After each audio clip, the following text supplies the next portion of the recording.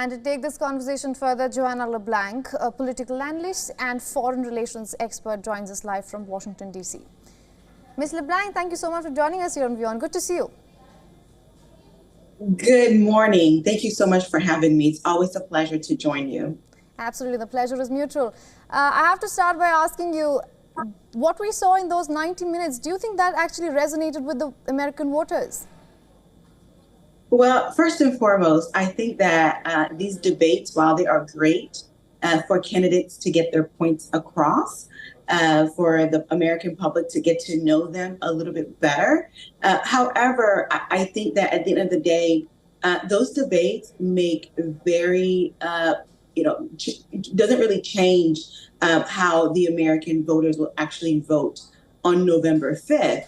But I do think that Mr. Vance's likability probably went up because we saw that he presented himself as a more of a moderate Republican, right? And he was able to repackage a lot of former President Trump's stance on a variety of issues. And I think that it made some people feel a little bit more comfortable with him. And also we have to keep in mind that if Mr. Trump were to win, he can only serve one term, which means that Mr. Vance will be in line to run for the presidency and could potentially be the president of the United States at the tender age of currently he's 38 years old. But the point I'm trying to make is that there is a lot at stake. But I think overall, both candidates delivered very well. It was quite contrary to what we had witnessed in the past in terms of debate. There was a great deal of civility. At some point, the candidates actually agreed with each other on certain topics, and they agreed with each other for different reasons.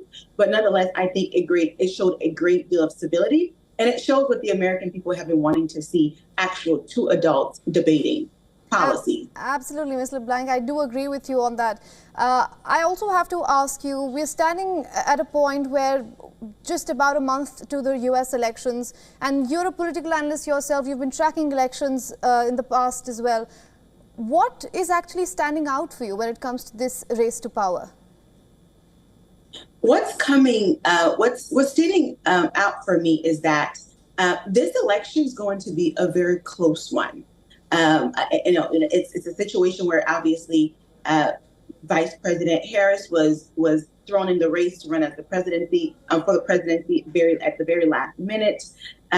So a lot has changed, and I think that a lot of the donors within the Democratic Party have dumped a lot of money in this race, and you see various groups across America are really galvanizing behind Harris. And at the same token, Mr. Trump's, his supporters remain committed to supporting him.